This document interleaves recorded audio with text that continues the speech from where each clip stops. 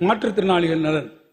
மாற்றுத்திறனாளிகள் நலனுக்காக சமூக பாதுகாப்பு அளித்தல், சிறப்பு கல்வி, தொழிற்பயிற்சி அளித்தல், சுய வேலை வாய்ப்பு அளித்தல், உதவி உபகரணங்கள் வழங்குதல், தடையற்ற சூழல் அமைத்தல் மற்றும் சிறப்பு பள்ளிகள், இல்லங்கள் ஆகியவற்றின் உள்கட்டமைப்பு வசதிகளை மேம்படுத்தல் உள்ளிட்ட பல்வேறு நடவடிக்கைகளுக்கான திட்டங்கள் செயல்படுத்தப்பட்டு வருகின்றன. அரசு பணியாளர்களுக்கான தேர்வுகளில் மாற்றுத்திறனாளிகளுக்கு என நடைமுறைப்படுத்தப்பட்டு வரும் 4% இடஒதுக்கீடு மூலம் கடந்த 4 ஆண்டுகளில் இதுவரை 1493 மாற்றுத்திறனாளிகள் அரசு பணியினை பெற்றுள்ளனர். அதேபோன்று மாற்றுத்திறனாளிகளை பணியமர்த்துவதை தனியார் துறைகளிலும் ஊக்குவிக்கும் பொருட்டு தனியார் நிறுவனங்கள் ஒவ்வொன்றும் குறைந்தது 10 மாற்றுத்திறனாளிகளை பணியமர்த்தி இருந்தால் அத்தகைய நிறுவனங்களுக்கு மாதந்தோறும் ஒரு நபருக்கு 2000 ரூபாய் வீதம் ஊதிய மானியத்தினை ஒரு ஆண்டிற்கு அரசு வழங்கும்.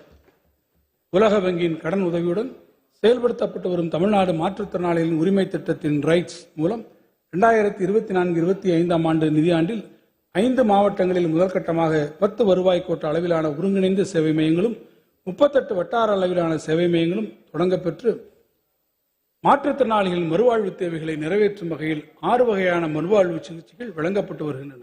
இத்திட்டத்தில் 2025-26 ஆண்டில் 60 கோடி ரூபாய் மதிப்பீட்டில் அனைத்து மாவட்டங்களிலும் 82 வருவாய் கோட்ட அளவிலான ஒருங்கிணைந்த சேவை மையங்களும் 400 வட்டார அளவிலான ஒருங்கிணைந்த சேவை மையங்களும் ஏற்படுத்தப்படும். மாற்றுத்திறனாளிகள் தற்சார்புடன் இயல்பு நிலைக்கு நிகரான செயல்பாடுகளை மேற்கொள்ள உதவும் வகையில் உயர் தொழில்நுட்பத்துடன் மேம்படுத்தப்பட்ட திறன்மிகு கண்ணாடிகள் ஸ்மார்ட் விஷன் கிளாஸஸ், அறிவுசார் மாற்றுத்திறன் குழந்தைகளுக்கான கற்பிக்கும் உபகரண பெட்டம் TLM கிட், நிற்க இயலாத மாற்றுத்திறனாளிகளுக்கு உதவும் நவீன உபகரணங்கள் உள்ளிட்ட பல்வேறு நவீன கருவிகள் அனைத்து வகை மாற்றுத்திறனாளிகளின் தேவைக்கேற்ப வழங்கும் திட்டம் 125 கோடி ரூபாய் செலவில் செயல்படுத்தப்படும். இத்திட்டம் மாற்றுத்திறனாளிகளின் வாழ்க்கை தரத்தை மேலும் செம்மைப்படுத்தும்.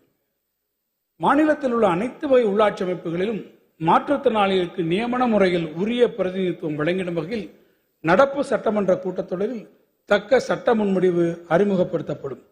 இதன் மூலம் மாற்றுத்திறனாளிகளின் குரல் உள்ளாட்சி அமைப்புகளில் ஒலிப்பது மட்டுமன்றி அவர்கள் உள்ளாட்சி நிர்வாகத்தை வழிநடத்தும் வல்லமை பெற்றவர்களாகவும் திகழ்வார்கள். இந்த வரவு செலவு திட்ட மதிப்பீடுகளில் மாற்றுத்திறனாளிகள் நலத்துறைக்கு 1433 கோடி ரூபாய் ஒதுக்கீடு செய்யப்பட்டுள்ளது.